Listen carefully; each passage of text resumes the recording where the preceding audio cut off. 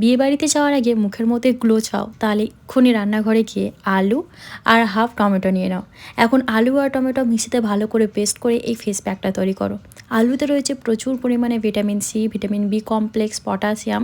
তার পাশাপাশি কিন্তু আলু আর টমেটোর মধ্যে প্রাকৃতিক ব্লিচিং এজেন্ট রয়েছে, যা আমাদের ত্বকের উপরিভাগের রং হালকা করে, কালো দাগছোপ দূর করে এবং ত্বকের মধ্যে কিন্তু একটা সুন্দর উজ্জ্বলতা এনে দেয়।